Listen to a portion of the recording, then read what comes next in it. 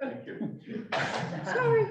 A couple of things that people had written regarding this ordinance, and if you'd like to pass that along to us. And y'all bear with me, Karen's out, so I'm trying to do minutes and the actual involved in this meeting, so it's in the multitask. We've had some comments, a lot of the comments have been typographical errors. There were some things that, some couple places, I'm trying to speak loud so people can hear me on the, Zoom. However, there was some concerns about, liability in the cities, particularly the city's liability. Things like if decks were to fail, we had a property owner install who has concerns about the owner agent and then defining, what's a bedroom. She had a fairly lengthy, email. She wanted read into the minutes with the paraphrase. Again, her concerns about the bedroom definition and then the, what's perceived to be a requirement of an owner agent. So, you do have, there have been, you do have the city attorney draft. And the city attorney is telling me he's trying to log in. It's saying invalid meeting, Sharon. If you can send Doug Kidd that's our city attorney, by the way, if anybody's asking who that is. He's trying to log in, he can't be here in person. Are you sorry?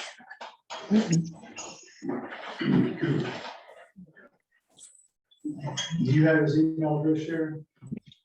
I do. Okay.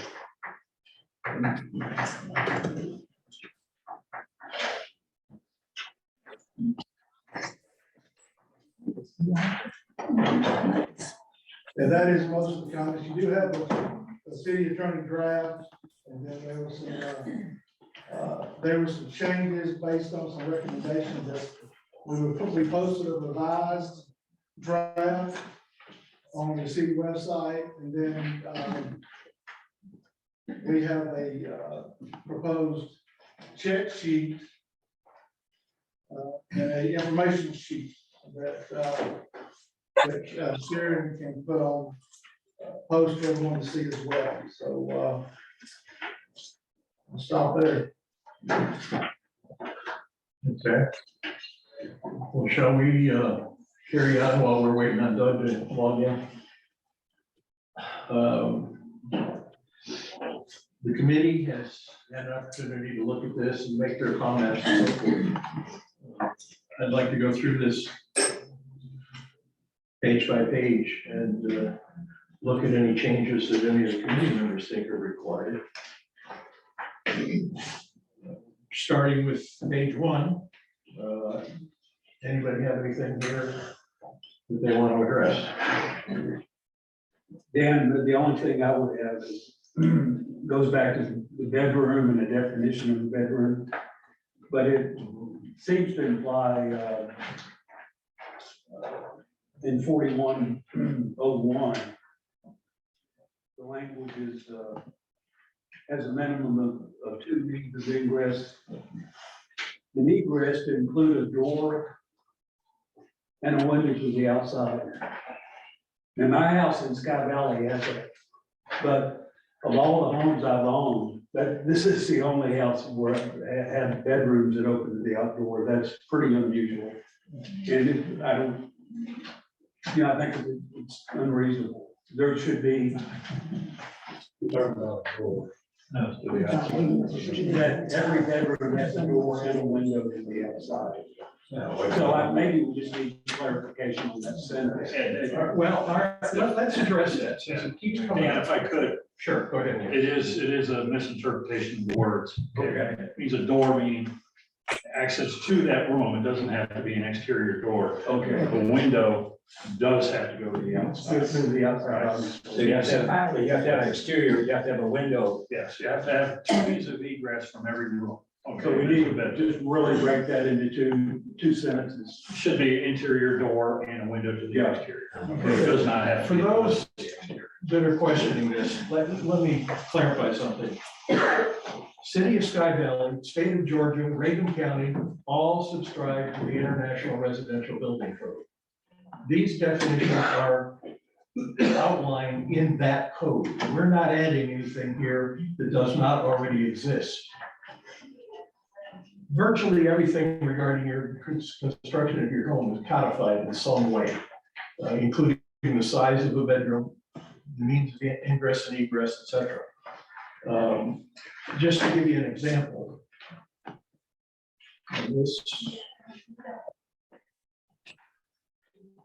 All right. That's size of Doug. the bedroom. He's in.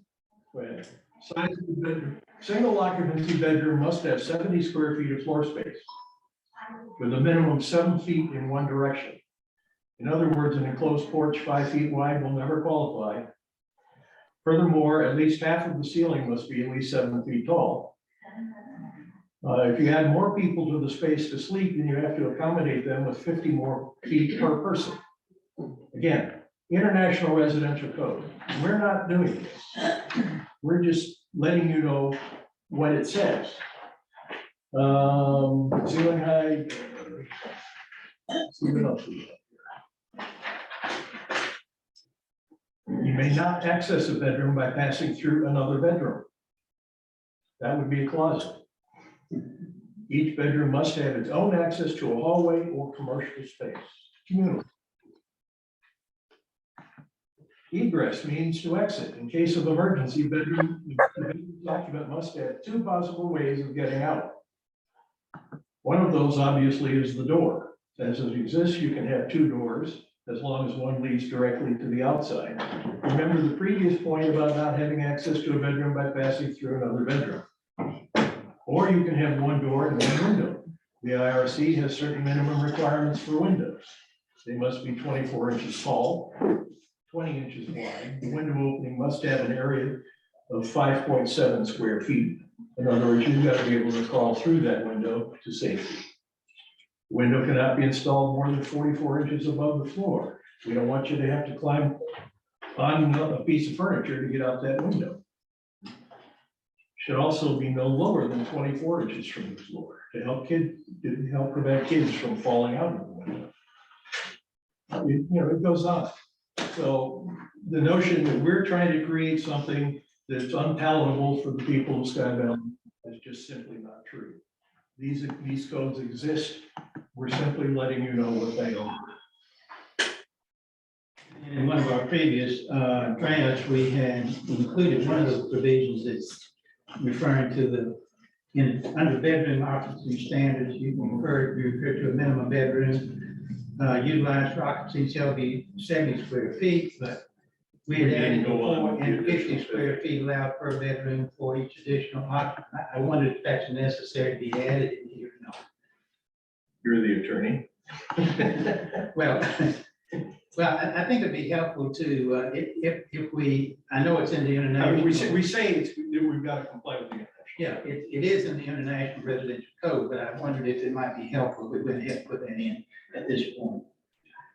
I have no problem. So shall be 70 square feet and 50 square feet allowed per bedroom for each additional one. Is everyone in favor of that? Yeah. Okay. We have a question. Is that, are you gonna wait? Go ahead. Yes. I'm sorry. Does this also apply to owners who don't rent but have non-paid guests or friends come to visit? Here's the thing about code. Codes change all the time.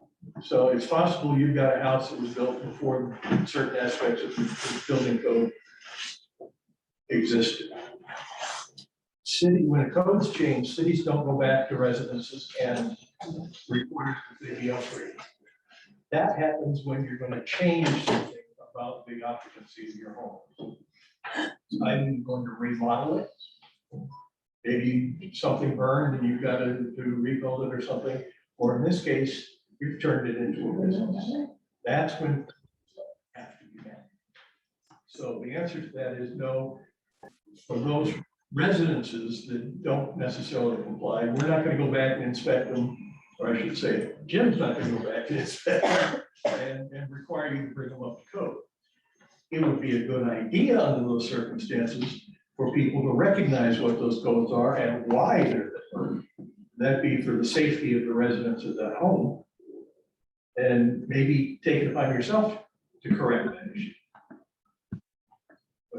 What about long-term rentals? There's several long-term rentals in the community. That also, the owners are getting a profit from those rentals. They Should are, this but say apply? what constitutes a business is when you turn it into a short-term rental. A long-term rental is one of those bundles of rights that homeowners have. You have the right to rent your house.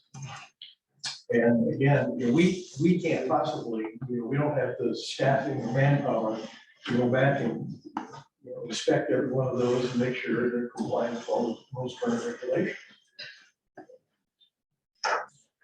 We can address those when you turn it into a business. Sharon, did you have something? Many of these homes were built in the 80s and were not built to this code. Therefore, are you saying the home must be at today's code to be used as a short-term rental? Go back to what I just said. If you're gonna remodel it, you're gonna turn it into a business. Yes, It would be updated. and there's a trigger on the remodeling. What is it, 50%? Yes. 50, it's called the 50% rule. If you've got to redo 50% of your residence, then you've got to come up with current codes. And in that situation, you're not talking about just the size of the bedroom or the access. You're gonna have current plumbing codes, current electrical codes, current fire codes. You've got to be current. So Dan, just for clarification, so if you don't do any remodeling, but you turn it into a business, like my neighbor has done, now what? Does that mean it does or doesn't apply? Now, what I'm sorry? It doesn't? it does apply. Yeah, okay, good. So how do we enforce, that's the big thing, how do we enforce it? We're trying to enforce it through our licensing requirements. But this is all about what we're here to address. Yes. This is an observation more than a question. It seems to me when the city has this licensing requirement that looks out for the landlords and the city, and is profiting with this licensing, that you're in league with the people who are renting out their houses. And it is, and the more and more and more renters that we have, the more it devalues everyone else's property too. So it seems to me it necessarily puts the city in league with a commercialization of Sky Valley. We have no gas stations, no grocery stores here, but we already have a lot of renters. Pretty soon there'll be some point where we will have mostly renters. So I hope it doesn't get to that. What is your suggestion? The short-term rental is a problem. It devalues all of the property.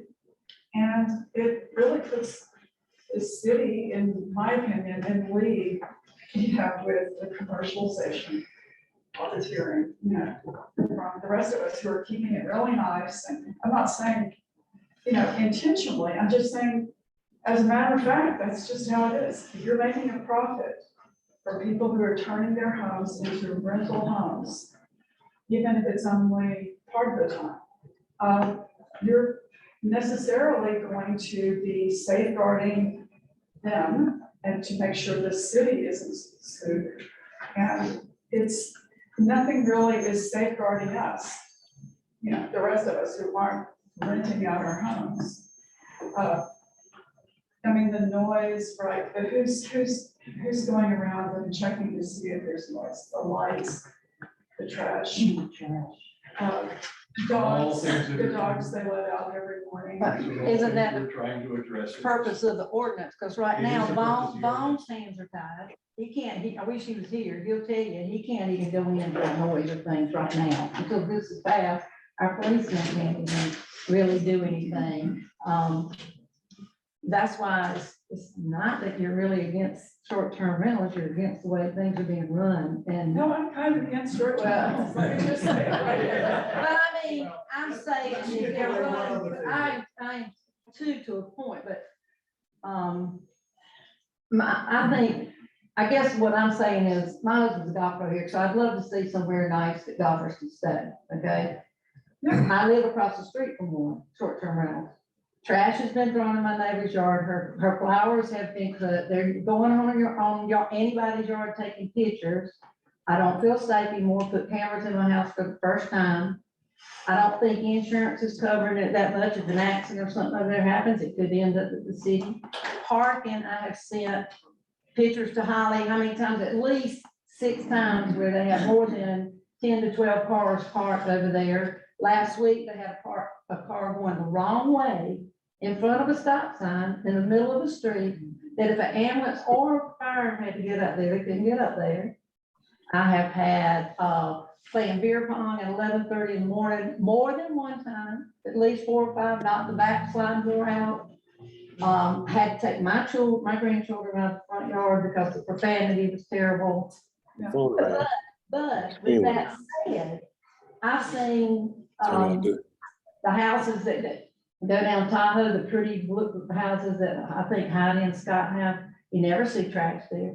You never see more cars there than it's supposed to be. You never see, the problem is, I watched 24 people go in that house next to me. They're supposed to sleep 16. That, to me, that's a business. I'm sorry, but that's business number one. Number two, poor Vaughn, I can't call him, because if I call Vaughn, he can't do anything about it. They're gonna tell Vaughn that they weren't there, or they're staying somewhere else, they just happen to be there. If you fine them, they're not coming back. They're not gonna pay you the fine. So I guess my concern today. The owner, the homeowner. Yeah, if you can find them, like Don said, sometimes you have to go through 3 companies because they run online and online, like with the post office. Right. You have to go through 3 companies. The problem is, and I agree with them, it's only 1 or 2 renters, it's not a lot of renters, but if we don't pass this, we don't have anything to protect me, I mean, what I'm going through. And I just can't believe that people in Sky Valley would want that kind of things going on in a beautiful resort that we've not had like this before. I just think somebody's got to do something to keep it under some control. Well, absolutely. Let me kind of address both of those. Again, yes, Vicky, the things that we're trying to address are those things that you're talking about. We don't have the authority to tell people they cannot do this. We can regulate how they do it, and that's what we're trying to do here. You just addressed that it's an isolated incident. Why don't we get those folks that are having the problems and address those? I read on a property, I've had zero incidents. There's not a piece of trash that you'll see there. In fact, it's so quiet that sometimes I wonder if people are there. So we need to, I'm not against regulations if they're reasonable. But I hear a lady up front saying she's so against it. These short-term rentals, for the most part, have only increased value to Sky Valley. That was a ghost town years ago, ghost town. We could all be just, excuse me, can I have my time, please? Yeah, you all laugh about it. Y'all laugh about it, but it's only been value. Small businesses have prospered because of it. If there's an incident in a house and there's an ordinance or there's garbage. Now, can I finish, please? You're waving your hand. Can I finish, please? We need a name. The name's there, ma'am. Gary, Yes, Gary Martasio. If there's incidents, isolated incidents, and it sure sounds like it's isolated, why don't we address those like we would someone that lives there permanently? We're so against it. I'm not against regulations, but this documents, first of all, it's illegal, like the gentleman said. You're not going to win this case. You could put regulations in. But for people to sit there and say, I'm so against short-term rentals, why? Because of one house or two? More than one. Can anyone, excuse me, sir, could I have my time? Like the woman just had 10 minutes? Can I please have my time? Can anyone sit in that meeting and say that these rentals, for the most part, have increased the value of Sky Valley? Can anyone? It has not? Okay, thank you. Well, then we'll go along with whatever, but I don't think you guys want to bring this to court. I really don't think so, but All right, let's give someone else some time. Barbara? If you please. wouldn't mind, I would like to say a few words as well, please. Sorry, ma'am. Wait a minute. Time out. Hold on. We've got somebody in the audience speaking. Thank you, give the young lady some time, please. thank you. First of all, is there a way you can say only X amount of the homes in Sky Valley can be short-term rentals, like 20% or 40% can be rentals? The rest have to be full-time residents. Now, I don't know if that's legal. Show me where that is. Show me that constitutional. No, show me that constitutional. Turn them off. She's asking if it's possible. She's not Thank saying you, to Rick. do What it. I'm No, it's saying- not possible. We're asking Can her. you shut it up? Can you mute somebody? The point is, we need to research what is possible, what is legal. She's really classy. what should be done, and on my street, which is an old narrow street, we have 7 short-term rentals. So there's no problem, except there's 5 cars down every vacant lot. You have to drive carefully because dogs and children, and this summer, Pleasant Mountain Drive is gonna be a zoo. So God love you that you're doing this, figure it out. Yeah. I would like to say a couple words just from someone on the Zoom. My name is Marissa Stahl. My family is one of, can you hear me? In the middle of Mute the, everybody until there's. Turn the volume down. well, then they can't hear us. Well, there'll be a time for questions. I'm sorry, so we'll pause for now. This is digressing here. Yes. Yes, it is. Yes. Yes. We're gonna leave people on Zoom on mute until they've been recognized to speak. And please, everybody in the audience, raise your hand and wait to be called. Is Doug Kidd online now? Yes. Can we back up? Doug address the issue about the insurance that we had questioned before? Yeah, can y'all hear me?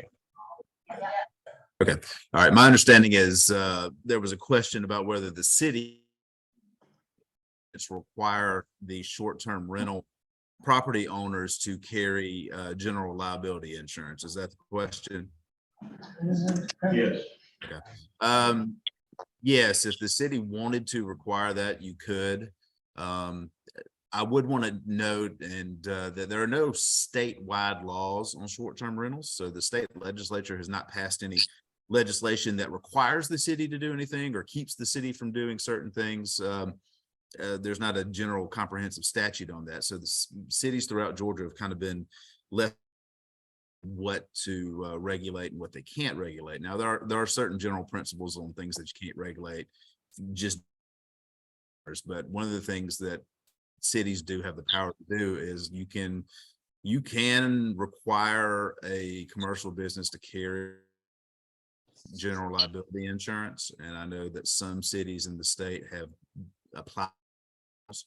I think I was looking the other day, Tybee Island has done it. I think some counties like Cherokee County has done it. The city of Savannah has done it as well.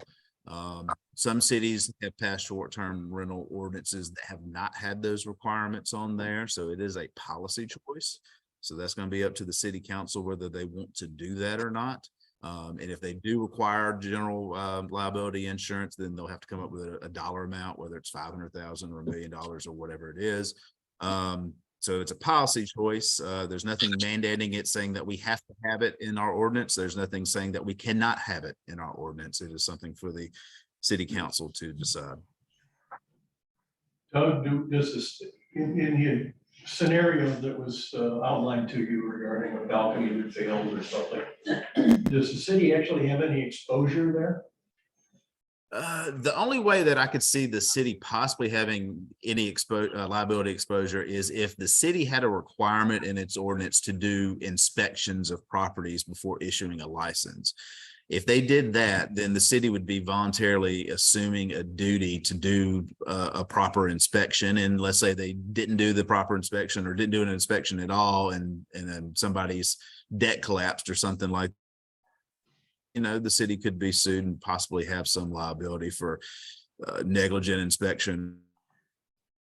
If we've taken a duty under our ordinances to do that. Now, if we have a short not do a yearly inspection or anything like that as part of the licensing process, then I don't really see if a deck were to collapse, if the city would have any liability. It would basically be only out and affirmatively doing inspections in order to have a license. Okay, thank you. One more question, and it came up from the audience here just a short while ago. Does the city have the authority, knowing that the single family homes in Sky Valley are all zoned the same way? Do we have the authority to tell 80% of the people they can't rent and 20% that they can? I would say no. I think I have seen, not in this state, but in other states that have tried to do some sort of lottery system with this sort of thing, where they were only going to have 20% of the total people be able to do it. You'd have to apply for it and get a lottery on it. I've not seen that in Georgia. I don't think that that's something that we can do here. Those other states, I don't know what their laws are, but I have not seen that in Georgia, and I don't think that would be legal here. Okay, thank you. Okay, everybody up here satisfied so far? Let's move on to page 2. Can you let me know when we'll get an opportunity to share, since I was cut off earlier? And typically, we would like to get through this from the council, from the committee standpoint, and then we will open it up to questions and answers at the end. Okay, thank you for your response. I think that everyone should be treated the same, whether they're attending the meeting in Zoom or in the gallery, and I would ask that you please respect that. Thank you. Amen. Right. And this is a small matter, but we use the term licensor on several occasions throughout this, and I don't think that's an appropriate term legally here. I think a layperson would not understand what licensor means. Here it says a license or licensor means permission issued by the city of Sky Valley to allow an activity or business. So why do we need the term licensor in there? If we're saying it's the same thing as license, why can't we just use license? It's not listed in Black's Law Dictionary. It's not in my dictionary at home. The only time I've ever heard of it, and I've had 59 years of practicing law, is that it's used as a term to denote licensing professional people like doctors. And that's the only time it's used. Not, these people are not professional people. So I would eliminate license. Okay. Can you do a cut and paste with? Okay. And then you need to go through something, make sure that what I'm saying.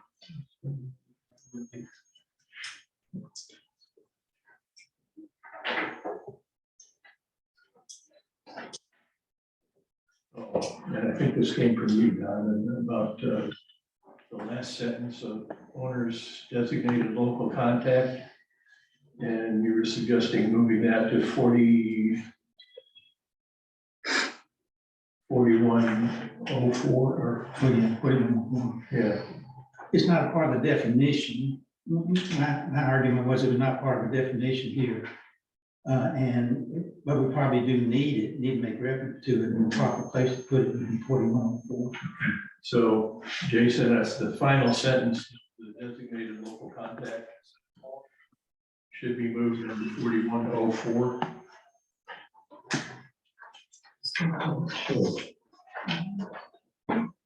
Yeah, it's true. Anybody else have anything there? Do we need to define an owner agent, like just somebody who manages property? And under owner and say that owner or an owner agent, and say somewhere that the owner agent shall have all the responsibilities of the owner as defined herein. I think we were trying to get away from that as being too cumbersome, and just the ultimate responsibility is the owner's, regardless of whether they're using an agent or not. Okay. Right. Yeah. That's why we changed that. Okay. Do we need to designate, we use the term responsible person in some of the other drafts. Do we need to use that under owner's designated local contact person or responsible? I think responsible person in the previous drafts was dealing with the tenant or the guest. And having one person responsible for the entire group. Okay. Anybody else?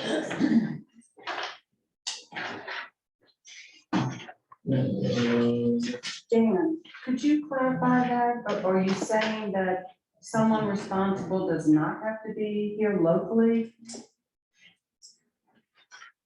And we have addressed the fact that a responsible person has to be accessible within, I believe we said. 1 hour. 1 hour. Okay. 1 hour. We Okay. just refer to the local contact person, which is. Okay. Okay. And, you know, if you're a property owner and you've got guests in your house and they're doing something that needs to be dealt with, we expect you to find a way to make sure that those guests adhere to our common sense regulations. Okay. Now, whether you're gonna have somebody, you know, you're gonna make a phone call to your local person and have them stop by there, that's fine, but just the issues need to be addressed. Okay.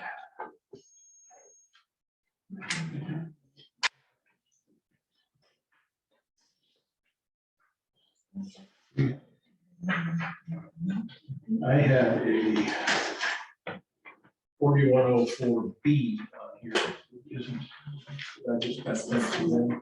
Yeah, that's the same thing as we talked about here, the, Oh, that's the one. responsible person. That's the one. Yeah, that's the one, okay.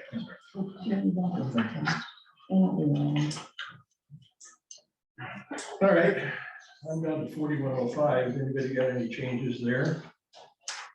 Under 6, we need to make reference to the completed code verification, if we're going to require that as part of the application.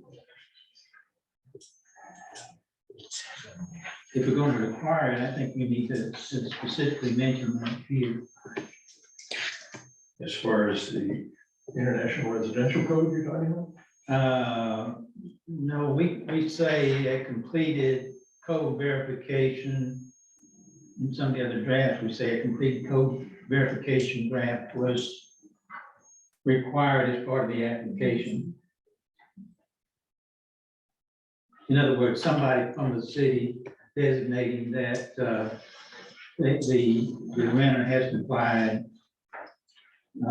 with all the requirements that we put in the ordinance, and that the city would issue a completed code verification to be part of the verification that would allow the issuance of the application, the license. Okay, comments? No. Well, you don't want to do that, or no, you don't disagree? And do we require it? The question is, do we require it? Do we require that as part of the application that the city issue a code, a completed code inspection, yeah? Yes. Yes. You know, we do have that here somewhere. It's not mentioned anywhere. But I think we do need that in. I'm gonna say, I mean, you're expecting me to go in addition to the application that we have and inspect the entire premises, decks, water, electricity, sewer. I mean, that's where we get into that liability issue. If we're going to inspect decks, so they better be inspected correctly. We're good with the, if you're not gonna inspect and enforce, what good is. Right. Yeah. This meeting was about inspection. Requiring the without inspection.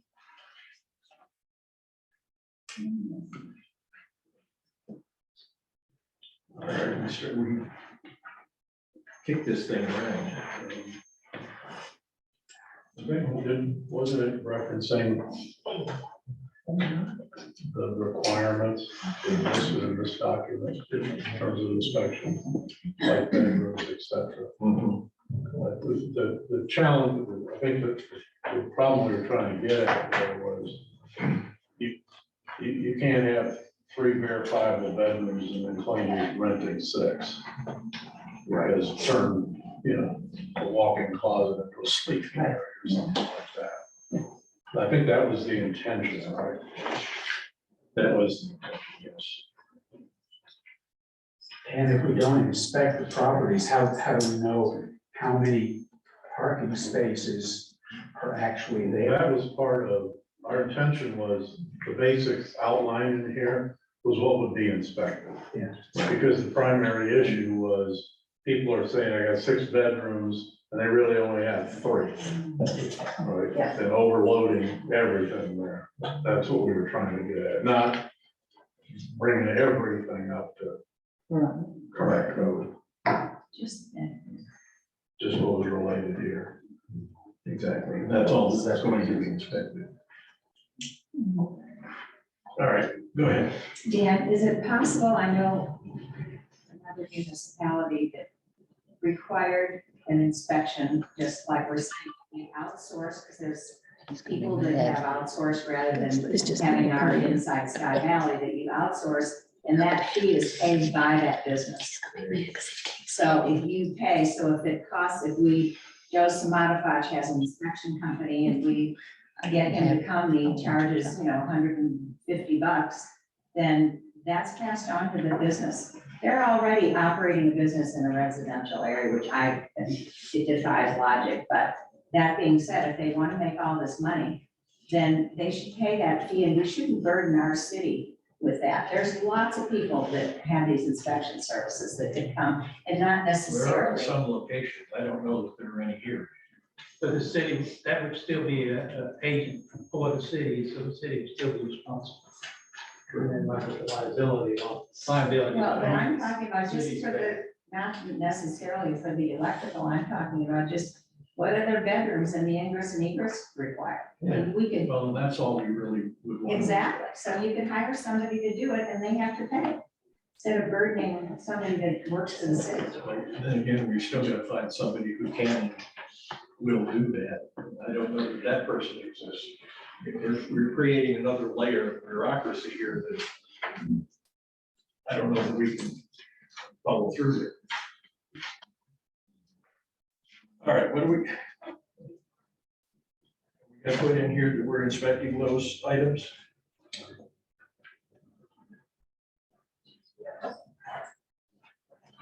I think we need to clarify that a little bit, to make it simple for everybody and for the inspection. Why don't you inspect it as new construction, just because they're a new business? Yeah. At the end of the day, we're trying to focus on the 20% action that solves 80% of the problem. Because we try to go to 100%, we gotta add a whole bunch of staff, we'll put a lot of people out of business, it would be too onerous there, so. This is the start to gain a bit of control over this short term. Yeah, our doesn't mean it can't be amended in the future, et cetera, but, I think fundamentally, we all believe less government is a better thing. So again, we're taking an attempt here to just gain some control of this thing. We can evaluate how it goes. But so many people are doing this that are long-term owners. They're doing a good job. You don't even know there's an issue. We try not to overburden. Okay.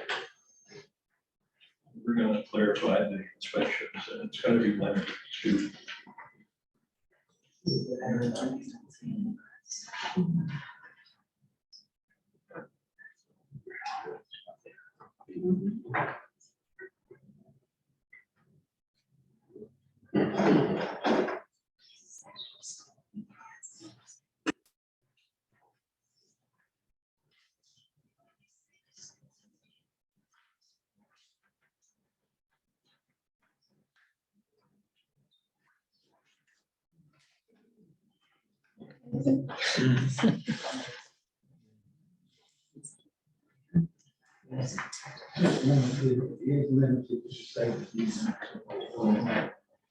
This doesn't work. Oh, fire code does. Ken, does the fire code address it does address the bedroom ingress, egress. Yes, sir. It's not just the international code, local fire code does as well. So we would cover that. What Don is suggesting here is that what should be there on number 6, read this. The application shall be furnished on a form specified by the city, we're already dealing with, together with a completed code compliance verification form executed by the city and or other authorized personnel, certifying that the short-term rental satisfies the fire and safety requirements to include fire extinguisher requirements, detectors, ingress, egress, and all fire safety requirements as adopted by the city. That work for everybody? What about fireplaces? I have a concern about that. We needed to have ours cleaned, unknowingly did not know ours was out of code. We cannot use our fireplace. We put in an insert. Where we live, there are renters in our building with fireplaces out of code, and they use them. Mine's an insert, well, theirs can burn the building down. What do we do about that? Do I go to the fire department and discuss this? That would. If I can address that, codes requiring, regarding fireplaces, they're constantly changing. However, if they're already in there, they meet, if, like what Dan was saying, if there's no remodeling or anything like that, and it's a residential, say it's a single family, I don't know, a single family, multi-family apartment that we're talking about. But we can't come in after the fact and say fireplaces in the code. Come in and say, there may be a question here, you have to have it inspected, and there may be upgrades that need to be made. But the fire department does not regulate fireplace codes. That falls under the building code. It's not a life safety or a fire code issue. New stuff has to be code. And how old your stuff is, I mean, you can't throw a rock without hitting something here that's probably not in code. We're in one of the old chalets, and all the fireplaces up there, they said are not in code. Okay, who said that? The guys that cleaned our chimney, that we decided to put an insert so we'd be safe. But it doesn't help if the rest of them Did you don't. let the other homeowners in that building, make them aware of what you've done? Yeah. And, there's some common sense here too. Well, sure, but a lot of people won't do it. Yeah. All right, there's a lot of things in the building code that have changed over the years, and houses don't necessarily keep up with them. When it comes to fire safety issues, life and health issues, you owe it to yourself and your family to double check these things periodically and make sure that everything in your house is up to stuff. And the city can't go back and re-regulate everything that's already existing. It's not physically possible. All right. Anything else under 4105? Yes, there are some comments, but I don't know if we're allowed to speak, so please let me know.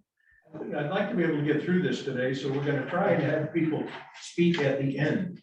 Okay, well, you're having people in the gallery comment on these issues and we're silenced. So I just want to reiterate there are some people on here that have comments based on what you guys are discussing. All right, while we're on that subject, what is your comment? What are you interested in? There were some others as well, but I just want to express that a lot of what we're discussing is focused and targeted on short-term rentals only, when we should be discussing these rules based on all of Sky Valley as well. There's plenty of people who have noise past 10 p.m. or before 7 a.m. or issues with cars or walking their animals off of a leash on a regular basis that live in this community. So it just feels predatory to be focusing it purely on short-term rentals. All right, all that we're doing here today is short-term rentals, but I will defer to our mayor, who will comment on the fact that the city does have a nuisance ordinance, which I believe the city is going to be addressing. Jason, you Yeah, wanna talk about the nuisance? Holly's got laryngitis, so we won't make her I talk. can't hear or talk, so y'all say whatever you want. Wow. I'm having a great time pretending I can hear y'all. but I can't. This is a Yeah, third. yeah, dress up. Go ahead. Oh, yeah. Who was asking that question, please? Marissa Stahl. Okay, thank you. Okay. I'll make a comment. We discussed this earlier. And it references, there's some language in here that duplicates the language in the nuisance ordinance. And we have a nuisance ordinance to address all kinds of things. That's one of them. That needs to be revised. And, from a city council standpoint, we are going to revise that. At the same time, we end up adopting this, which takes a while to get through the process. To fine tune that, to address questions or problems, as she mentioned, and give the police some teeth to actually do something about it. So that has to be concurrent to this, so that it all fits together and allows us to control all that other nonsense that's going on. Make sense? Did that answer her question? Did that answer your question? Yes, thank you. Just as someone else expressed on here, we're simply asking that both of those be aligned. And what I was trying to say earlier, which I think is important to express, is that my family is very active members of the Sky Valley community, and we love this community. And we agree, we want it to be better. We don't want people to run amok, throwing trash everywhere, making noise. We have a short-term rental to show people how amazing Sky Valley is and attract new people who will also be active members of the community. We've had recent friends of ours who had stayed at our short-term rental who just bought a property in Sky Valley. This is our ultimate goal. We love this community. We want it to be better, and we're not opposed to all of these rules. We want it to be an amazing place for everyone. So thank you for giving me the time to speak. Okay, let's try and stick with the rule. All right, Can we ask questions on the section? He's had his hand up for a while, but I'll mute him until the end. I'm trying to rein this in so we get out of here today. Yes. Yeah. 4106. I do have one thing, and that's item number 3. We kind of reversed the process on this. The code says that a bedroom can't be created out of a room that is, whose original purpose is for some other thing, closet, kitchen, what have you. And we've kind of turned that around, said that the sleeping quarters, the bedroom is sleeping quarters and for no other purpose, meaning you couldn't turn it into a den or something like that. I think we need to go back to the language that says that a bedroom cannot be created out of a room. That was designed for another purpose. This is like saying if fire trucks are red, all red trucks are fire trucks, and that's not what it is. So we'll just clarify that. You know. Go ahead. Against the two basic egress and egress. It's possible. The challenge with creating a bedroom that wasn't originally designed means that the capacity of the septic's probably not designed. Correct. Yeah, that's what the problem is. So, yeah, I agree with what you're saying. I'm just trying to get the language here in conjunction with what the code says.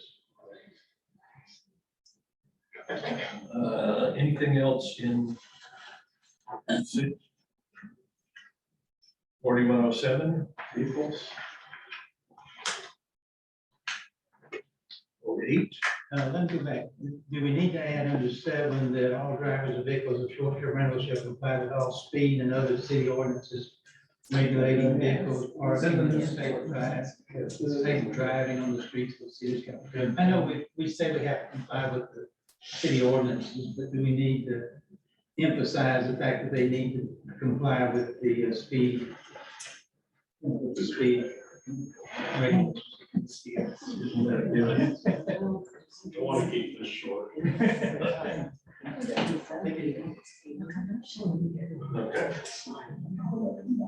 Oh, 8, non-transferable.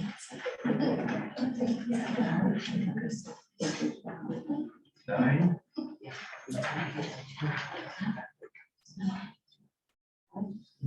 4110. I'm getting to the point where I don't have any more changes. Does anybody, rather than me just reading all these numbers off, does anybody got any other changes? I do not.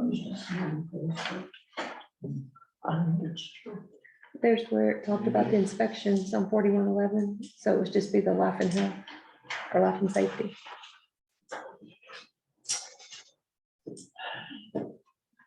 Right, rather than a full inspection is required.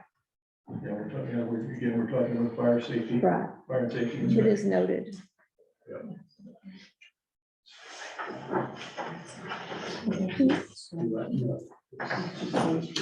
you have somebody online who wants to say something? Nope. Oh, I have plenty of comments online. And there's a gentleman. Is it time to speak? Not yet. Okay, I'll hold my question. Okay, nobody has any other changes? No, sir. All right, now we'll open it up for people to speak. Let's start. Somebody's been mentioning. Yes, Mr. Escobar. Hey, folks, I just wanted to level set that I love the Sky Valley community. That's why me and my wife bought there to move there eventually, right? So we do have short-term rental. I agree, there needs to be a balance between the two things. So my questions are more around language and increasing the details of what you guys are proposing. So one of the first ones was, is there going to be language around specific application logistics? Meaning if you don't have enough inspectors, you know, in a certain amount of time frame, how does that impact the short-term rental? Can they continue business ahead of time until you guys have the manpower to do so? Language around as well as fees, right? You mentioned there is a fee. I think there's a fair value to having a fee to run the business, but is that set for a certain amount of years and it's only going to go 3% or what it needs to be? And as well as the other one, addressing the frameworks to explain denial, right? What is that process? It seemed to be left very generic.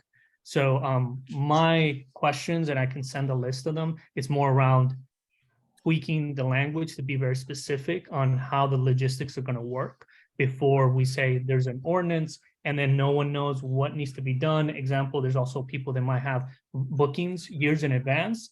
The language also says that they can't do business until they have that ordinance. How are we handling that for people that are already short-term renters in good standing? So.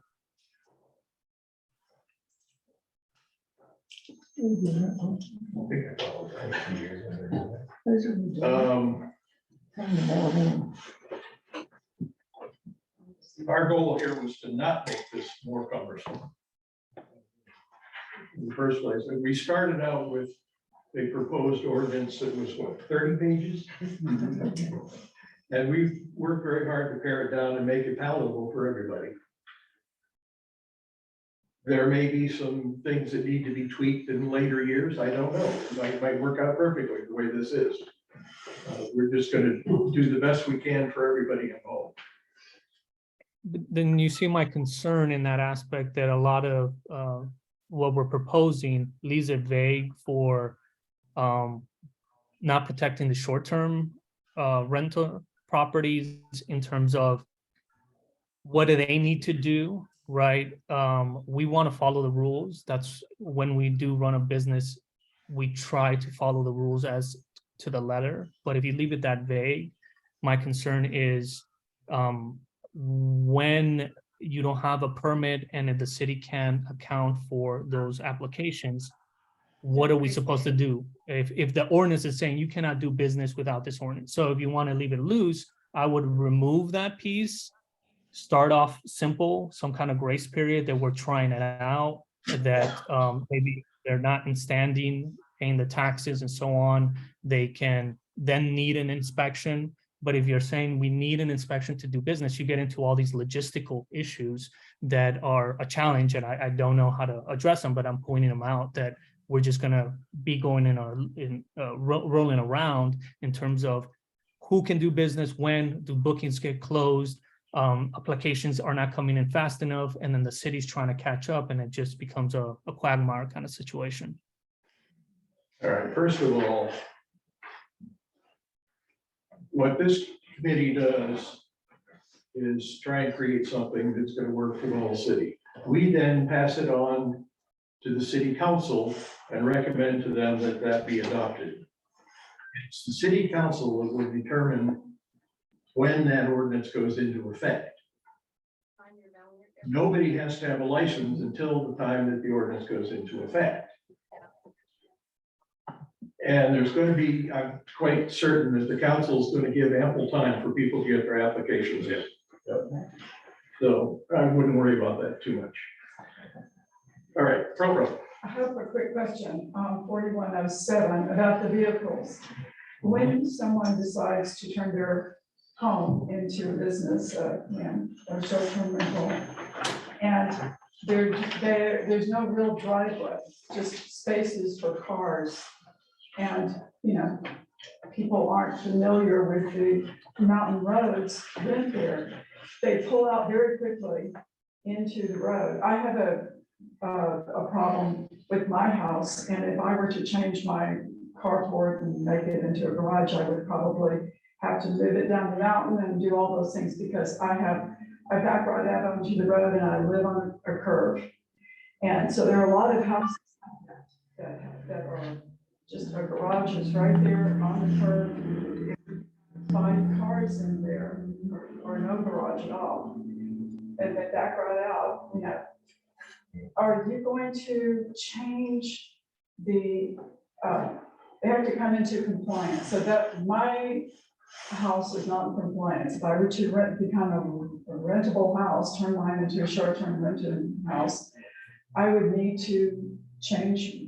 In other words, make a driveway, make a driveway into something so that people can easily. Is there any requirement for that? Because I see that's a big problem. Well, the requirement that we have in this ordinance is that your guests have to be able to park in a designated parking space on the property, not on the shoulder of the road. Is that forbidden? I mean, how do y'all decide designated parking spaces? I guess. There's a house near me that's got about a half-mile long driveway. As long as all those cars can be up in that driveway, they're not violating it. It's not parking off the road. It's just getting onto the road with no driveway there. You know what I mean? That means is there gonna be any requirement to at least put up a mirror or something? So that What I would do is take that up with the cities, there's all kinds of blind curves in the city. Yes. If there's a blind curve that the city hasn't addressed, I would take it up with them and ask them to look at that and see if there's something they can do, like put up a mirror. That's not an issue that this committee can really deal with. Okay, back to Gail. And I was going to suggest to the person on the phone that wonders what to do in the meantime, as a reasonable human being, you know this is coming, and if you have a business, a short-term rental business, then you look at the ordinance that's coming and don't advertise like my next door neighbor has a 2-bedroom condo that it sleeps 8. Don't do that. You can go on Airbnb and see it. Or a 3-bedroom house that sleeps 14. Don't do that, because that's not allowed.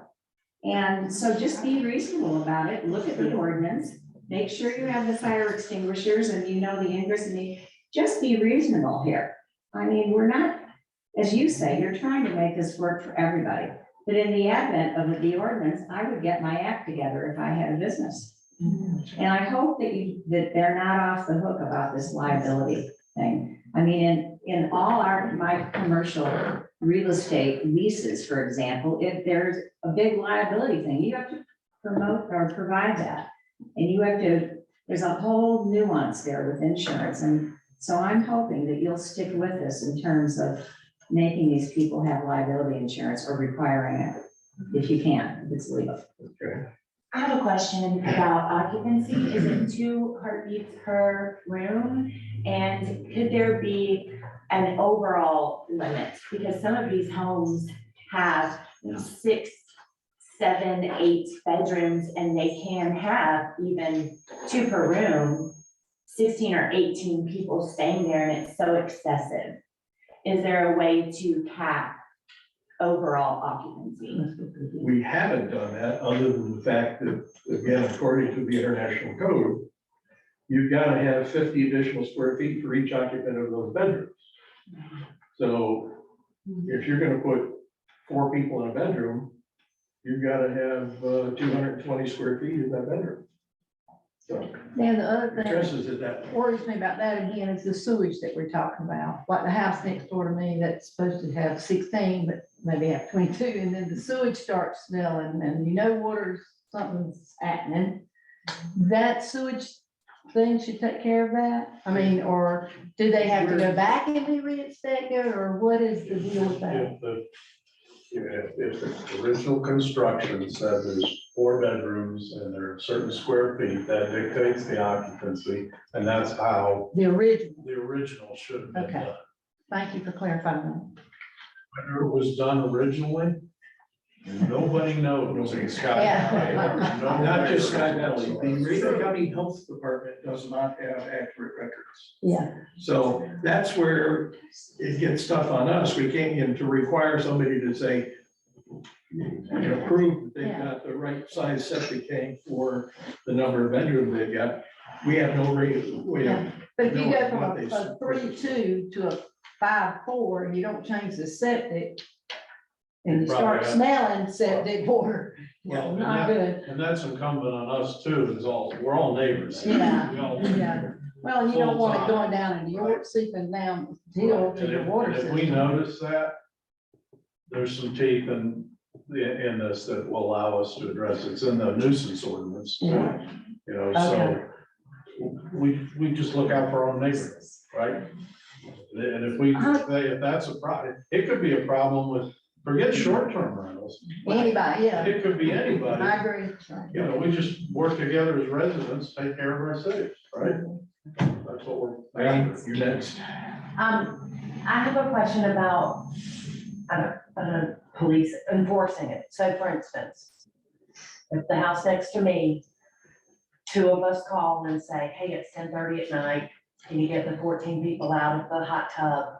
We need to go to bed, or 11:30 at night. If the police are called, say 2 or 3 times the same weekend for the same renters, is there an action for the person who owns that house or the people that rent there? Are they leaving? Or can the police say nothing? Two parts to that. In this ordinance, the police will be able to cite the owner, Right. the owner of the thing.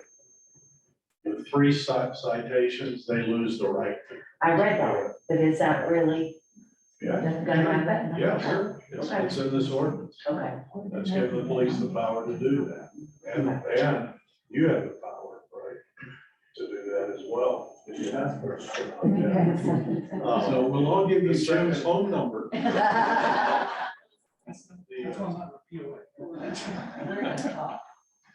think the second part of that is, yeah, they'll need to quiet down. We'll make sure the nuisance ordinance, that the police have the authority to do that. And I would guess, if we've got to dig into the nuisance ordinance and language there, and I'm looking at Officer Ronback, I would guess if he gets an attitude from those people, they're gonna get a citation and probably might, if we can make it happen, give the authority. But right now, they really can't go in there, right? Right now. That's right, that's where. That's where all we need is. And this ordinance is back for the word. Quick question. We're discussing, inspections on all the properties and the limited resources we have in the city. Is it possible to outsource that inspection, and before you get your license, you have an outside inspector that you have to pay to retain your license to be a short-term rent? It makes more sense than having, our one guy going around and put the onus on the renter to have to prove that the place is up to code before they can obtain their license. Just makes more sense. I can speak for the city council, but that's a consideration that we always have for all kinds of efforts that we do to maintain the city. Having the option to get some outside resource engaged is an option. But not the city, put the onus on the business that's applying for Right. a license. Say, to get this license, you have to show us that the property you're gonna rent is up to code, and how many people can stay there, and how many parking places, and so when they list it on Airbnb, they can't say it sleeps 14 and, 9 cars show up, and it's a problem. Well, it may come to that, but first off, we would have to find that outside contractors that could do that. Atlanta's got tons of, But they're not here. they'll drive them. If you pay it, if you have to have that to get your license, they will get somebody up here. When we had our home inspected, when we bought it, the inspector came from Athens and came up and inspected our property. So, I mean, it's completely possible, and shift the onus from the city to the applicant. That's my house. That's what across the How it street. goes this way. So that's why I was asking, what's designated? Revisit. See, they're all designated. I think it's a good suggestion. But you got 12 cars there. My car, my house is 3 bedrooms, and I probably park 20, because my driveway's yeah. So they parked in the center of the. Wherever the ordinance ends up being. But having said that, am I gonna come in and ask you to start a fire in your fireplace? To see if the They're chimney's parked on the working? road on the wrong side. in front of the We're stop. talking right now, based on what I see preliminarily. Smoke detectors, size of the bedrooms, fire extinguishers, things like that. I'm not gonna go on, I mean, I'll eyeball your deck, but I'm not a home inspector per se. And I agree, right? When I bought my house, I had a house inspection, my guy came up and completed. So I mean, and a lot of people that have gotten into the short-term rental business are recent as far as the last couple of years. Not all of them, obviously, but many of them have had home inspections. They can voluntarily say, hey, here's my home inspection, and submit it with their application. That's up to them. Sure. Is there a map, or do we have the right to have a map of where all the short-term rentals are in Sky Valley now? The answer to your question, no, there is not one. Sorry? This registration licensing would help create that. Yeah, it would. Could we have access to that, so we know It would be public record. So will the city provide that on their website? Short-term rental. Put it on city mail. Most likely it'd be upon request. Anything the city creates is public record, you have a right to look at it. Yeah, if you go to the Holmes Beach, Florida website, they have a checklist. If you want to have a short-term rental, they have a checklist. You do it yourself, you check off the things, they ask you, how many bedrooms do you have, how many toilets? And they send, We will have one. are you gonna have one of those? Good. Part of the And then- application Part of the process. application process. Perfect. Jim Curtis. Yes, I've got a couple of questions, Dan. First of all, section 41.2, purpose and intent. We have a paragraph on purpose, and then we have a paragraph of what it's not intended to do. And I think we should have a little section C on intent. And I would offer some language. This ordinance is intended to reduce noise, overflow parking, overcrowding, trash, and other disruptions that have occurred at short-term rental properties. And it's perfectly clear that this isn't just one of those ordinances that sprang out of someplace. Anybody up here? I agree. I agree with that. Would you please pass that language to Jason? I will incorporate. And the second comment question has to do with 41.07 vehicles. No short-term renter occupants vehicles shall be parked on the road right away along any road or street in the city. Now, are we asking short-term renters to abide by this, or is this something that we enforce on everyone in the city? We're not discriminating against short-term renters. That, no, we're not discriminating, because that is also going to be in that nuisance ordinance. Can I speak to that for a second? It's the city.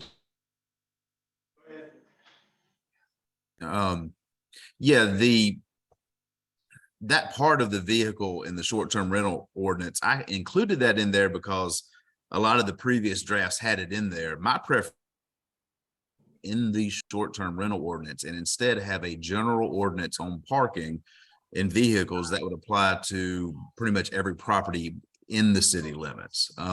I think that it would be better to try to regulate that across the board rather than trying to discern what's a short-term rental and what's not. Agree. That would be my preference. Yeah. And Doug, that was my intent. That we're not discriminating against one or the other. Right. Yeah, And I agree. when we handle the nuisance ordinance, it's been a couple of years since I looked at that. Can you park in your front yard? You've got a driveway. But some folks actually have front yards. Can they park 14 vehicles in the front yard? May I suggest you bring that up at your next city council meeting? Well, only if we're talking about the nuisance ordinance. Because we're not talking about it here per se, other than the fact that, yes, a lot of these things will apply to everyone in Sky Valley. Yeah, we need to address that. And I think my last, section 41.13, suspension or revocation of short-term license. I was a little confused as I read through that. A suspension might be a temporary, revocation might be a removal. What about just taking it away entirely? I mean, there's some nuance. The reason I'm asking this question is that the essence of this thing is going to be the enforcement. And this is the enforcement. So short-term rental residences, they might be rented a year in advance. So, is a minor thing going to result in a 1-month suspension? Is there a complete revocation of your license? What about the next time it comes up for renewal? Would it help in our enforcement process if we address some of these enforcement issues that we're going to have to deal with later?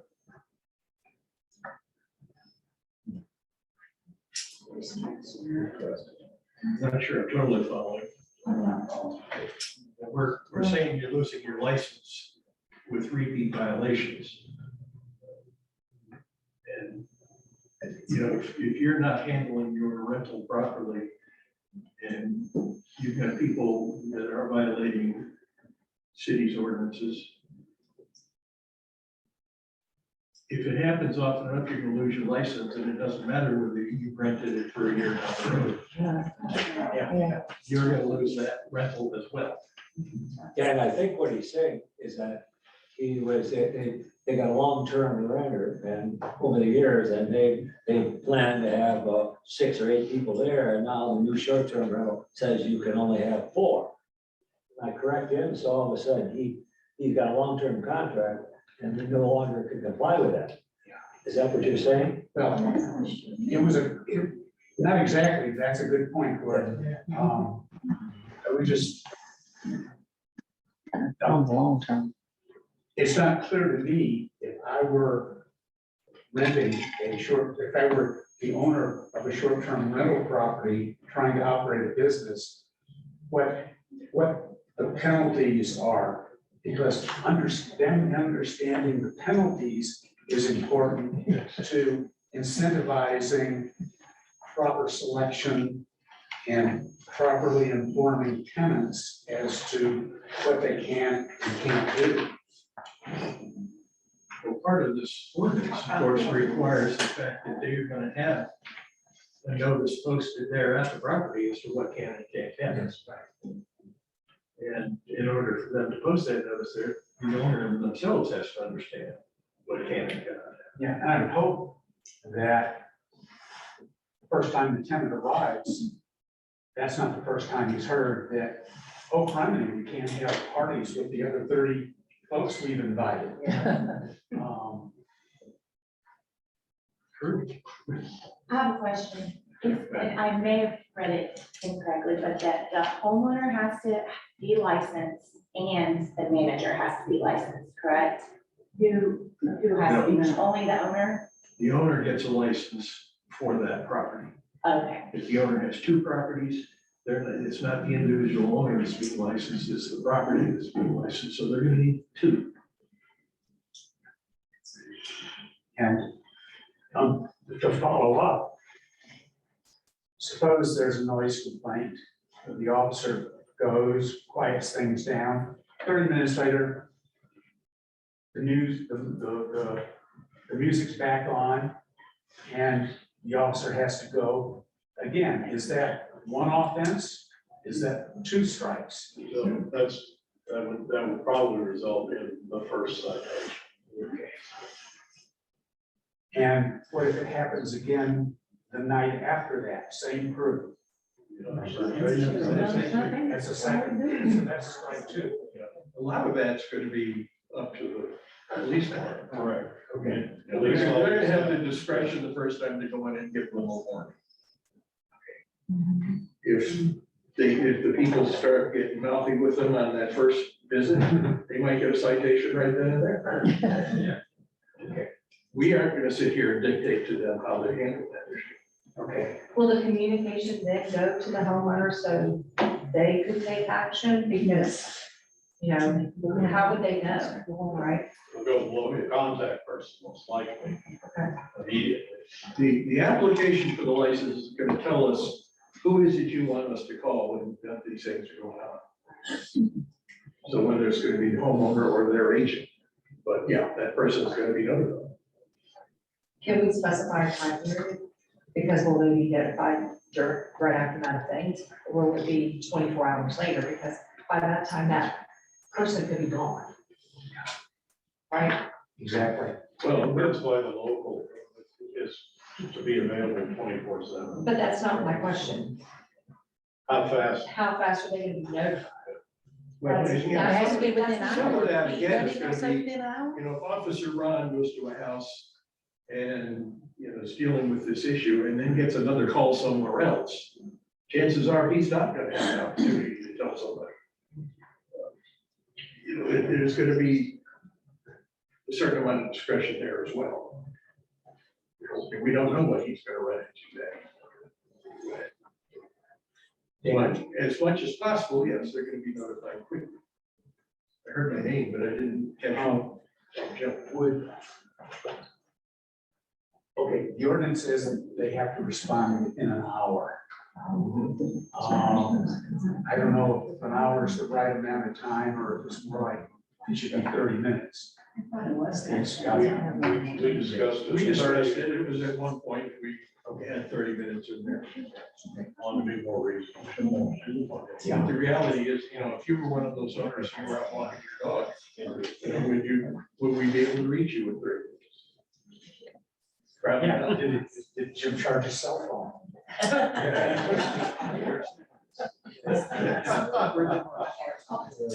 If somebody online, okay. Yeah, Dale Fenwick would like to talk. So, okay, thanks.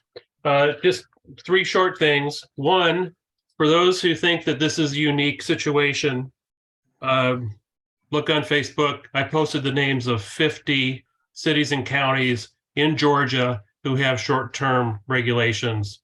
Most of them are very similar to this. Some are way more onerous. If you don't think so, I would encourage you to check out what the city of Atlanta has been doing for the last year. Second, regarding the concerns about, a transition period, whenever I've been subject to new regulations, any business that I've been involved with, there's always a time frame given and a deadline. For example, it could be a month, it could be 3 months, it could be 6 months, whatever the city council decides. But at some point, everyone comes into compliance. And at that point, everything you do after that has to be in compliance. And so, for example, if it's occupancy, you may have a few months of leeway, call it grace period if you want, before the ordinance takes full effect. But after that, you'll have to comply. That's what I've always seen. And then finally, a suggestion request. I think there needs to be a requirement for an annual septic inspection that has to be attached. First of all, an initial and an annual septic inspection that needs to be attached to the license application. We talk about this. It's been brought up before in this meeting. Many of the septic systems are undersized for the occupancy being proposed. The big issue is we have failing, and indeed some have failed systems out there. This results in a public health issue, results in pollution to surface and groundwater. Obviously, it's a nuisance to people who are downwind from these situations, but it's a public health hazard for the entire city. I think I've researched this, and interestingly, the people who are most concerned about the overloading of septic systems are the installers, the contractors who actually install these things. And there's a big issue now in resort areas, such as ours, where installers are being encouraged to get their clients to tell them in advance, is this going to be a short-term rental? Because if it is, I can't size it for 3 bedrooms because you're going to overload it.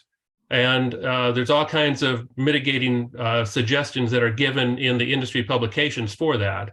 But the reality is the systems are going to be overloaded, which means they need to be inspected so that we can get ahead of that problem.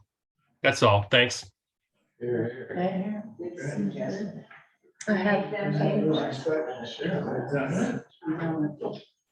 Any comments? They have to pay for it. You call the people that clean it. They have, you call the owner, has to pay. Sorry. I'm still waiting on environmental health, give us comments on other things, so are they the ones that's gonna do that? Environmental health? Probably not. It would probably be a septic tank contractor. Yeah. You just hire the septic tank company, they come out, they inspect it, they give you a piece of paper, says this passes for this many people. When you go get your license, say, here's my paper. And they pay for it. And they pay for it. The city's not involved at all. No. Would that be for short-term rental only, or for the annual septic inspection? Because somebody might have 20 guests for 2 weeks, or 10 guests for 2 weeks on one that wasn't short-term rental. All we're dealing with here is short-term. Yeah, there you go. City is. You know, if that becomes a chronic problem within the city, that would give city council like consider doing something else. We have more questions when you're ready. This is just an observation. I get a sense of, y'all feeling apologetic towards short-term rentals. No, maybe you don't, but I guess, Mr. Albright, I got from you, because I tried to write down something that you said. And it says so many long-term owners here are doing this, turning their homes into short-term rentals, that we are trying not to overburden them with regulations. I don't think you should worry about overburdening people who are turning a residential area into a commercial area. I think regulations are good. Not every regulation, obviously, but let's not be apologetic about this. This is good. This is good for Sky Valley, and it's good for the residents in this residential community. Okay. Thank you. Do you have somebody else on the line? Samsung, somebody wants to talk. Yeah, You have a question? this is Jose under the Samsung. Can you hear me okay? Yes. Okay, so the question I have is regarding the police nuisance if there's a party. So the question I have is, will the loud music or loud talking have to be, would the cop have to witness that? Or are they gonna go based on someone calling? And the reason why I bring this up is it seems like the STRs are being attacked in the neighborhood, and I wouldn't want someone calling now and then calling 30 minutes from now to then be two offenses, right? Because that wouldn't be fair. There should be some type of down the middle way that it could benefit the STR and the person that's complaining. Couldn't understand that whole thing. So No. So what I'm asking is, if there is, if someone's making noise, would the officer have to witness that happening, or are they gonna go by someone just calling saying someone's making loud noise? Because he said if the short-term rental is being, quote, attacked, that the neighbor could call 3 times in a row, and if the police just come based on that call, should they have to hear that noise as well? No. Dan, I think if the police are involved, we have to set a due process. I would think, yeah. So, maybe we can get Ron. Okay. Well, and I think before the police are gonna cite anybody, they're gonna have to see it. Yeah. Yes. Or hear it. Or here. Or hear it. You know, the basic concept of due process. That's the best sense, you know, a recording of it on our files, which will have a documented time, but that's the price. That would be police issue. You'd have to ask that. I don't know the answer. I have a weird question. Let's say the ordinance goes into effect and I live down the street from 2 of the RDOs, and I go online and look at one of them and they're advertising incorrectly, and I know they are. And I want to complain about that. Will something be done if I call in? Is there going to be a protocol for that? Yes. For me being able to tell you guys that this is illegal, what they're doing? Yes. Okay. Because they're gonna have to tell us in their application process what that rental consists of, whether you know, number of bedrooms and available parking and so forth. And if they have violated that and they're doing something other than what they have told us, they are subject to losing the license. Okay, so as neighbors, we can kind of look into that for you guys, right? Sure. Within reason. But it's hard to prove, because that's what Vaughn was saying. I know that mine rents for 16. I know for a fact at least 7 times they've had over 16 people there. But like Vaughn said, he's gonna come in, and well, first of all, he can't even come in unless his ordinance back. I mean, he can't, right? I don't think he can even come in. But even then, when he comes in, they're gonna say, we're just visiting. And it's hard to enforce that. It's hard for him. I get it. I get it for the police. But as far as the internet goes, if they say we can have 16 people and we know that they can't. We Oh, can yeah, I make get what some you're saying. changes. Yeah. Yeah, because they're making more money out of that. Right. I get it. I'm just saying, I feel for the police department. And two, if they find themselves. I have another, one more. Go ahead. Mr. Escobar, do you still have your question? I do. It was around the 3-strike rule. So was it looked into, instead of strikes, kind of a penalty or fee for breaking some of the ordinance? Like some of the examples was pointed out of if they call 3 times, if the police has to come back for the same kind of people staying there, it opens, again, the logistics, the quagmire effect versus, they broke a noise ordinance, there's a penalty for that. And then if they break it again in the same year, the fee gets higher and higher. Some of those kind of situations versus having a 3-strike rule where it's kind of very vague. A grading system. That's crazy. Yeah, I think the real key is losing the license, not an escalating fine, because they'd be able to pay that right on the bank property. Yeah, some people, that's a cost of doing business. Yeah, that's on. I knew somebody that built an entire hotel with, without permits and just got slapped on the wrist later. I think probably the way to handle this is the way we've got it in here now. One thing else, we touched on the septic tank issue, and I think that's something that we need to address here. Do we agree with the concept of a septic tank inspection, and should it be in this ordinance? In the licensure process, yeah. Making them pay. We need some further discussion. There's probably a help.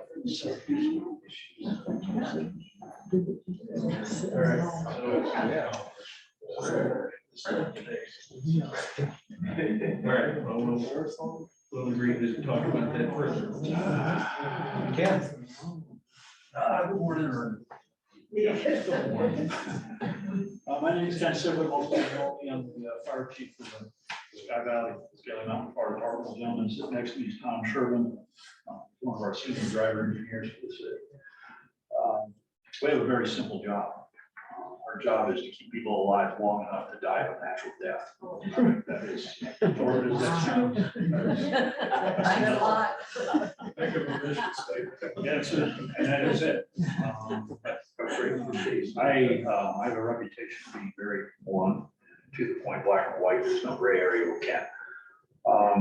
I have attended a lot of these meetings prior to this. I guess our last one was in November. I asked at the time if we could add into the ordinance, into the licensing and everything, when they apply, to have the address of the structure placed on the inside of the house above the front door. Last year, I've had 3 calls from people needing our assistance that had no idea where they were. One of them had to crawl across 106 to the mailbox and read the address off the mailbox and crawl back to the structure. He was having a stroke. As comedic as that sounds, it's pretty serious when we get there. I've asked 3 times, it's not in there that I've seen. I'm asking for it to be placed in there. In order for us to get there quickly, we have to know where we're going to begin with. If people don't know where they are and they're on a cell phone, which seems to be the current rage, if you would, and our entire lives are on a cell phone. If there is not a dedicated landline to that structure, okay, I'd like to have the address. People don't have to crawl across a major highway to find out where they're at. Give you an idea how easy this is to forget. The last time you were in a motel, you know the address and the street the motel was on? I was in a motel 3 weeks ago. I couldn't even tell you the name of the motel. Sharon has put something up on the screen here. Is this something that the city is passing out? it would be in the packet, the application packet, be part of that. And this is, That could be posted in each house. we plan to laminate it and then have it ready for people to mark their information on it. That's fine. The thing about packets is they're thrown in with the yellow pages, okay? I couldn't even tell you where the yellow page book in my house is. True. All right, I'm asking for it permanently mounted inside the structure. Can it not be on the exit map that is posted inside that shows in That would case be- of fire, exit here and put the address right on top? Yeah, that's fine as long as it's near where they're going. I'm a big advocate of the whole, you know, you are here, you need to go there. Not necessarily in a single family house, because most of the time you're gonna walk through the same door, you're gonna walk out, and if you can't find a window in the bedroom, bummer. But if you're going with that, you're going with the exit plan, that would be an okay place, as long as it's permanent. And sorry, guys, like I said, I've got a simple job. And I'm trying to keep up with technology. Most of you know that I don't even have a smartphone, I still have a flip phone. Only because I have to carry the stupid thing, it's most annoying thing in the world. But like I said, I have a simple job. Regardless of their intent to want to kill themselves through stupidity, I still have to come out and take care of it. 3 times in the last year. This stuff is a general rule for the fire department, and everybody last night wanted to know, hey, you want us to all come and everything? I could put 20 firefighters in here and tell you the same. Okay, this scares the tar out of me. Okay, especially the ones that are gonna be sliding under the radar. We're gonna put 16 people in the basement storage room to make a buck. Because out of those 16 people, those are 16 body bags I have to bring to the scene. Okay, we've both seen it. It's not a good day for us. It's even a worse day for families of the ones that died. I don't envy Jim. He's the enforcement officer. I'm the authority having jurisdiction. Okay, which means I make the rules, but he enforces them. Rules that you have here, I'm glad there's a checklist there that you've got, okay?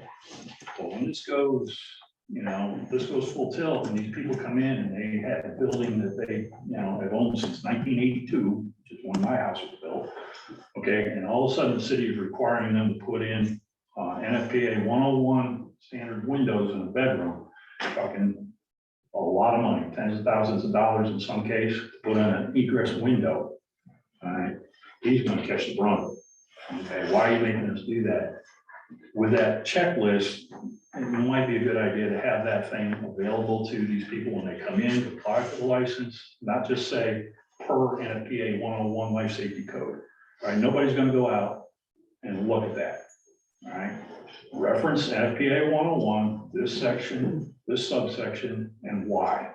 Here it is, you gotta have it 24 inches tall, 20 inches wide, 5.7 feet, no more than 44 inches off the ground. How do I know that? I read codes. I have to go by the code. The life safety code is a very good code, okay? And you want to simplify stuff, but you're gonna make it more aggravating to the people when you just say, see the NFPA 101. Okay, because they're not, one, it's about $1,000 book. Okay, and 2, they're not gonna take the time to go through that, and if they do, they're gonna find out what it is. It's gonna be a surprise to them, and you're never gonna see them in there paying $100 a year for a license. Okay, they're gonna go under the radar. Make it simple for these people. I wanna work with Jim when this all goes out. Try to placate these people. I've had to do it. I used to be fire marshal in the city of Daytona Beach. This is minor league stuff here. But you're going to get a snot storm bigger than you begin to imagine when this comes to fruition. You know, the people that want to make $1,000 a week don't want to put a penny into the place. All right. Like I say, be careful. Be careful. Make it easy for them. Make it simple for them. All right, in easy black and white, easy to read. This is why this is why we're referencing it. But don't be lazy about it. Don't just say, well, go see the life safety code. All right, explain to them why. Why there's a reason for that. It's not a matter of if, it's when. We're gonna have an incident in this city in one of these units. Make sure our I's are dotted and our T's are crossed. The liability is gonna come back to the city, it's a license plate. Have a good day. Thanks, Paul, good news. And I'll just go back to what I said at the beginning, and just reiterate. We aren't sitting here making up these things. These codes for bedrooms and fire safety already exist. All we're doing is pointing them out to you. What is the license fee? The city council will make that determination.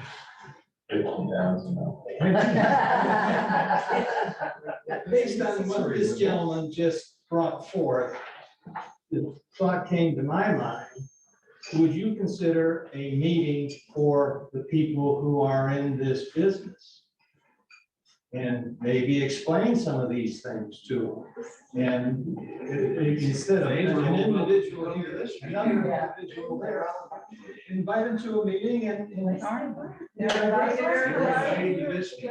were invited. We have some here. Yeah. Okay, some are here and some are online. Well, maybe that shows an attitude too. If I'm mistaken, I thought it was specifically gonna be more for the people who just aren't in that business, but obviously. Everybody's welcome.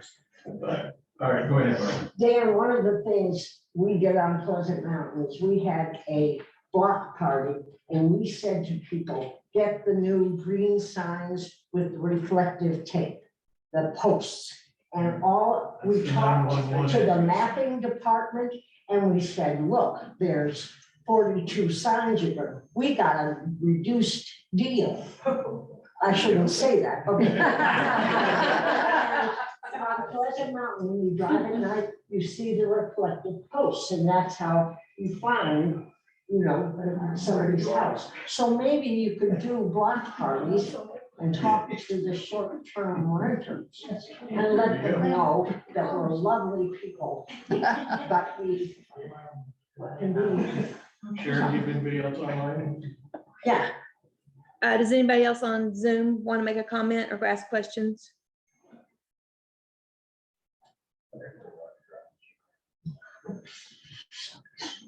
Yeah, for the signage, so we bought our property in 2021 and we've been struggling probably a year to get our sign actually installed because there's no staff at the mapping department. So I'm not sure that we could actually get that done. Like, yes, I know the guy. I'll call him. Call Barbara, go back. We've left him several messages. Yeah, he'll come. All right. I have a question. When is it going to go before the council? Well, I was hoping to forward that on to them today, but apparently that's not gonna happen. So we're gonna have one more meeting for this committee, and then we'll recommend sending it on to the council. Correct? All right. I think we've exhausted all that we can do here today, so I would like to entertain a motion to adjourn. I have one more question. I'm sorry. Sorry. Go ahead. Is there, who's the point of contact if we have more questions before that next meeting that we can send those questions to get a little bit more clarification on the document being proposed? Always send questions to this city, and they will forward them to us to get it on the agenda. Okay, thank you. Okay, so moved. Second, all in favor? Thank you all for Thank joining.